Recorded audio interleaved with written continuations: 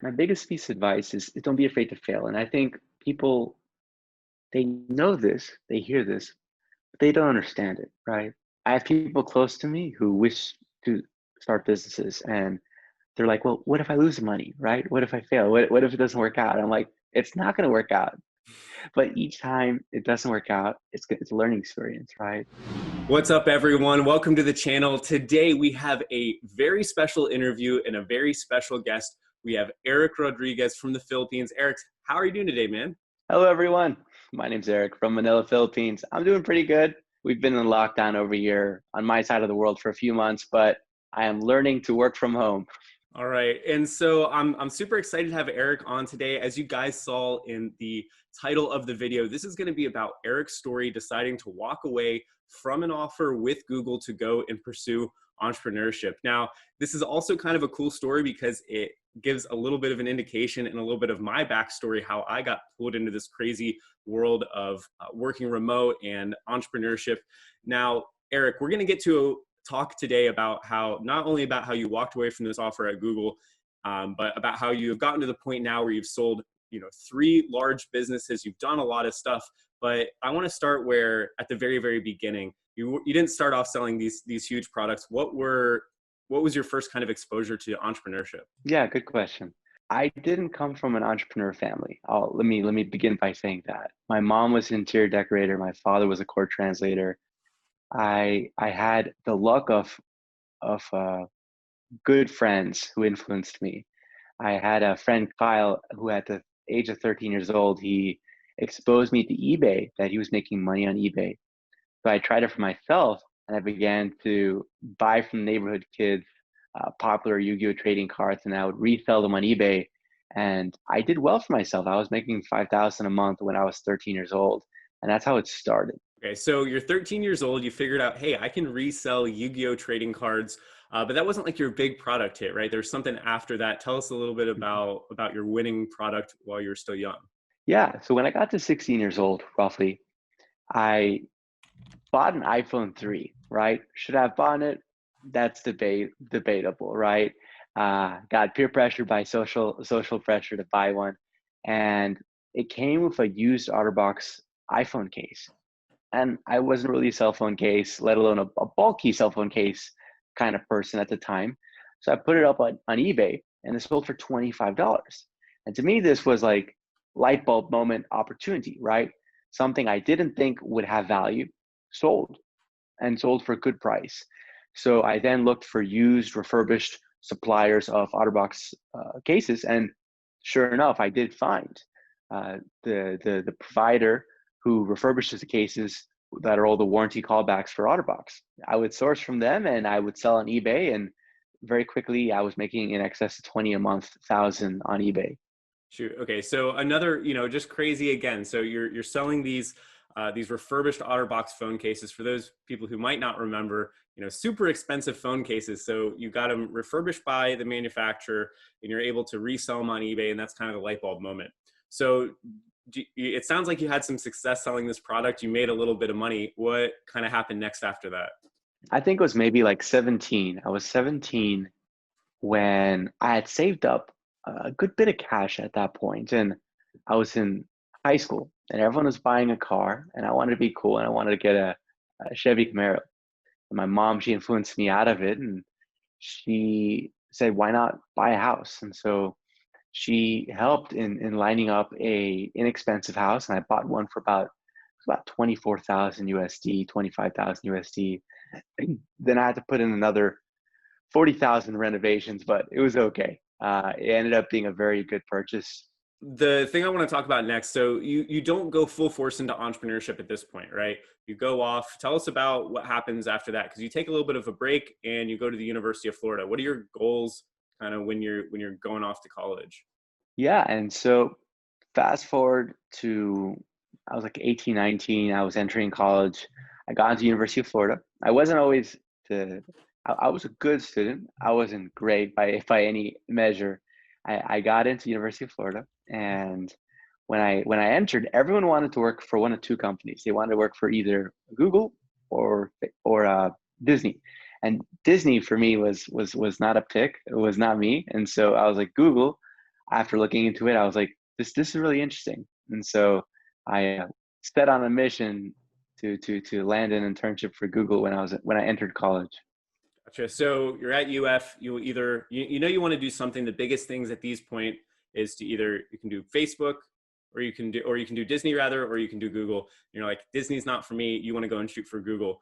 What did you kind of have any conflict along the way? Yeah, so just to give some context, right? So it was freshman year of college, and I walked into the dean's office, assistant dean's office, and I said, "Hey, look, this is what I want to do. I want to go work for Google. Any tips or guidelines on how I can accomplish that?" And he kind of gave me a little bit of a laugh and was inadvertently kind of was like, you and me and everyone would love to work for Google. It's not that easy, right? And I walked away, and I thought to myself, well, he doesn't know who he's talking to. And for the next 2 years, I worked really hard in connecting myself with as many UF alumni as possible who had landed jobs at Google. And so I would connect with complete strangers over LinkedIn. And that's how I was incredibly well prepared when I applied to Google. And I did end up landing the internship. Why not just go and take a full-time offer with Google and then keep the entrepreneurship, this e-commerce stuff? Why not keep that going on the side? Yeah. And what I'll say is, I think the most difficult obstacle someone can have who's trying to pursue an unusual career path or take risk or be an entrepreneur is to have high opportunity cost, right? So to have a job offer from a leading technology company or leading company, it's probably one of the biggest obstacles that can be between you, right? But for me, I realized I was young that if there was a time to take risk, it would be now. The longer I would work for them, the more they would pay me, the more equity, and the harder it would be for me to leave, right? The cost would increase. And not to mention e-commerce was taking off at the time, and I really didn't want to miss the train ride.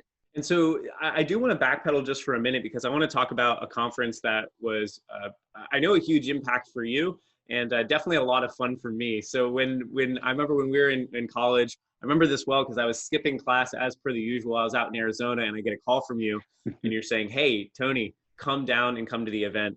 And so I said no at first because I had an accounting exam, but I ended up skipping the exam and going to the event, and we had a blast. Now, the thing that I want to emphasize about this event is we brought down, I don't know, how many kids would you say from UF came to that event? Like, I don't know, maybe like 15 kids almost. And, we Correct. all, Yeah.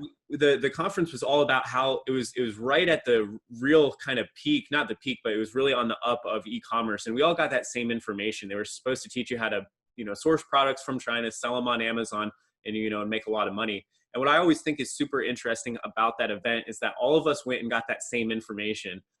We all got that same opportunity. We all went for free. And you were the only person that I think really probably executed with any of that information and really went to go make the e-commerce stuff happen. But is there anything at that event, like meeting other people or seeing other people in the space, that kind of gave you that confidence to think, hey, there might actually be a way to make money doing e-commerce full time? And before we even jump to that, right? The timing of when that happened, right? I had just finished up my internship at Google, and I was still running Entrepreneurship Club and interested in Amazon. I contacted one of the co-organizers of this conference, and we managed to get 10 tickets, right?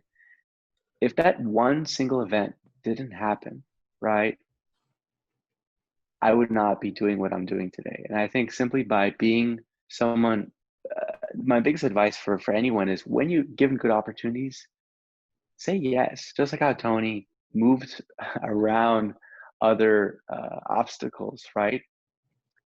He chose to do what would have bettered his future in the long run, right? And we went to the event. Yes, being in the position I was back then, running Entrepreneurship Club, I would see entrepreneurs all day long. And I think the moment I realized that I could do this was after we had, talked to 20 plus entrepreneurs who had really, really made it. I realized these folks are just average folks. Many of them haven't even completed bachelor or 4-year degrees. Many of them don't have strong academic background or speak as fluently or intelligently as maybe one of us. And they've crushed it just because they were very driven.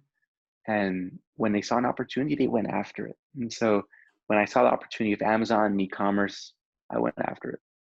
Gotcha. So it's a little bit of like you saw other people doing it and you're like, hey, if all of these other people are able to do this and actually make a real living and do it, I feel like I'm at least as smart. I feel like I'm at least as charming. I can go and do the exact same thing. And so that's what you do. Tell us about that first year, right? So you've decided, hey, I'm not gonna do this job offer at Google. I'm gonna take a little bit of a risk here. I'm gonna kind of jump out into the unknown. If worst comes to worst, I can always go back and get a job. What was that first year like? When you first begin, it's always tough, right? I mean, I think I was reading a statistic the other day. Michael Jordan has taken 900 game-winning shots and has made about 137 of them. But people only remember that 137 game-winning shots that he's actually made, not the 700 plus that he didn't make. And I think sometimes people have an unrealistic expectation that with their first try to win, they're going to make it and become a millionaire. And that's just not the case, right? Let alone when you're beginning and you're not experienced, right? So same with basketball. When I first began, I had my, I had my savings. I think I probably saved up in excess of 100,000 USD, but uh, liquid. But I didn't really need that. I only allocated maybe an initial 20,000 nest egg, and out of 5 products I launched, 3 failed, 1 broke even, wasn't worth reordering, and then 1 was doing well. It was making like 200 plus profit, gross profit monthly. Daily, $200 gross profit daily.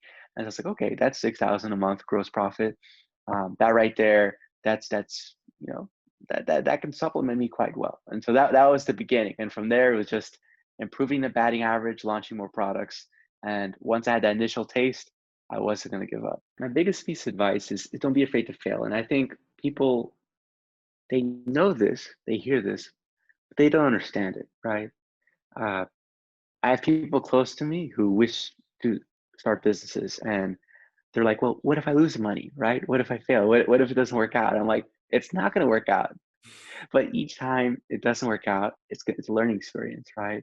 No, I totally agree. I think it's super important, right? I think one of my favorite quotes is, if you knew that you couldn't fail, what would you go and try to accomplish, right? If you knew there's no possibility of failing. I think it's probably an interesting segue, and we'll wrap up here in just a couple of minutes because I know you have a hard stop. But it's kind of interesting that you say that, right? Because so you've got Erick's background. Erick was, an entrepreneurship from a super young age, from selling Yu-Gi-Oh cards, having some good success selling OtterBox phone cases. Me, on the other hand, I had always kind of, I hadn't had as much exposure and background until I had started to see the different things related to Entrepreneurship Club. And so how I actually ended up out in the Philippines is because Erick one day gives me a call and suggests, hey, why don't you come and move out to the Philippines and come help me scale this business, Virtuous Graphics, which was a creative studio. And at the time, I definitely didn't have the cash, nor did I have the confidence to go and launch my own Amazon business or anything related to entrepreneurship. I was very nervous. And so I thought, hey, the only way that I'm going to be able to move up and get into this world is if I go work as an entrepreneur, someone who's going to take an existing business and go and work with it.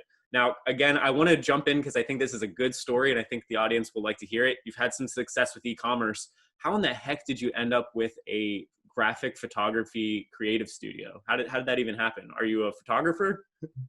One of the best things you can do is to say yes to opportunities and just have an open mind, right?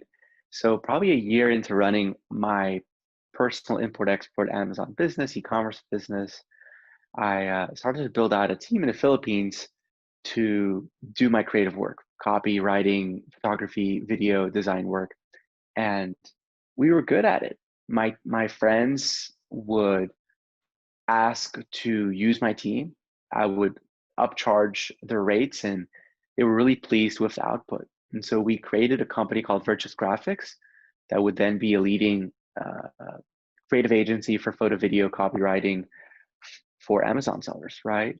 Gotcha. And so that's kind of, so Eric, wanted to focus on his e-commerce business. He had this creative studio that just kind of started as a need for himself and then kind of grew out of that.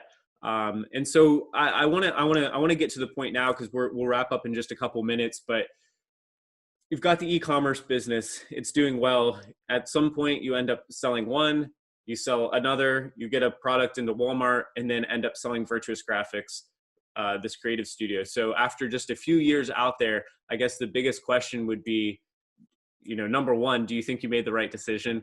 And number two, after 3 exits at this point, a few years out living on the other side of the world, yeah, do you think it's worth it? And what's kind of next? You have to have a really open mind, right? And I think if I had asked myself when I was in college if I'd be living across the world, if I would have started a creative agency or doing import export or doing any of the things I'm doing today, I would not have believed myself, right? uh, Again, I go back to have confidence in oneself, find good mentors, follow in the footprints of people who have already done it, and be optimistic in one's ability, right? Don't be afraid to fail. I guess really the big question I would have, Eric, is, at this point, do you feel like you've made it? If most people watching this would be like, you're living in the Philippines, cost of living is low. You've accomplished a lot. You're only 26 years old at this point. Why, what's the motivation to keep working? What's the end goal? It's a good question, right? Initially, when I was starting off, right, as many folks would, you're driven by money, right? And then I think when you hit a certain threshold where reasonably you can only spend so much, right, before you're just being ridiculous, after you hit that threshold, you need to change your priorities as far as what motivates you. And so I went back to my focus of I'm a builder, I'm a creator of businesses and companies, and that's what I enjoy, right? I enjoy business. It's like a game to me. It's a video game to me where orders and products and revenue is just a points on a video game, and it's just I'm building something. And when people transact a dollar for products or services, it's because they value them, right? And as a capitalist, for me, it's a reflection of the amount of value I create for the economy or the world or the consumer market, right? Gotcha. And I'd say, what have you been up to since, I know, we built Virtuous Graphics. We got to travel around the world. We built that to a 25+ person team. We exited that back in September. What do you do to relax? Like, well, I think you've got a pretty cool story. Like, what do you do to enjoy yourself and to kind of take a break after working? Any advice for, working and things like that? One thing I'll say, right? Some quick background context, right? When I was starting off, probably up until 17 years old or 18 years old, I think probably even until 20 years old, right? If someone had asked me, like, my best kept secret as far as accomplishing the things that I would accomplish would be staying focused and staying out of relationships, right? I think you want to minimize the number of time commitments and mental commitments to what you need to accomplish. And once you get to a place where you're content, then you can then take on extra commitments, right? Whether it's, relationships or animals or other things to look after, right? Or hobbies or expensive hobbies, right? But anyway, fast forward to present day, I can chill to a higher proportion than hustle, right? Pre-COVID, if you had asked me, I would say that every 3 months, I'd love to take a trip with friends, right? To take trips with Tony and others, where even if it's for a couple days, it's a great way to recharge, right? To recharge button. And some entrepreneur friends I have who just work, and they don't take breaks. It's like a treadmill running at 70% speed all the time, versus if I take breaks for 3% of the time, my treadmill can run at 100% every other moment, right? So breaks serve a purpose. They're important. Gotcha. Well, guys, we'll wrap it up there. I think a few really big takeaways from the talk today. Eric, thank you so much for coming on. Number one, guys, take breaks. You might watch Elon Musk and he's going 100-hour weeks for long amounts of time, but for most people, you can do it in shorts amount. But it's it's usually not sustainable. Another real big one that that I got out of this, Eric, is, the difference between an intrapreneur and an entrepreneur. So an entrepreneur, you're kind of starting something from scratch. An intrapreneur is you're going into an existing organization, but you have a lot of ownership. You're able to make a big impact, and you're running it almost as if you're running the business yourself or with the help of someone else. That was kind of my background of how I got into entrepreneurship, and it helps you build up some cash, build up some experience, and really get your hands dirty. The third one that I think is probably the biggest takeaway is, guys, don't be afraid to fail. Even though Eric has been at this point, he's had a lot of successes. I have seen it firsthand. And he would tell you the same thing, that there's been a lot of failures on the way. And that's how you figure out what you're good at. That's how you can refine on your skill set. With that being said, guys, if you enjoyed the video, please let us know down in the comments below. If you want to have Eric on, maybe we can do another segment or whatever. Let us know. Just let us know your thoughts and your feedback. Hit that like button if you enjoyed it. And this is the first of many interviews to come. Thanks so much, guys. Eric, thanks so much for having me, man. And it's been great. Thank you. Thanks for having me. Hey, everyone. Thanks so much for watching. I want to encourage you to go and check out our digital marketing playlist. There's a bunch of videos that have a ton of information and good insights on the world of digital marketing. Go and check it out.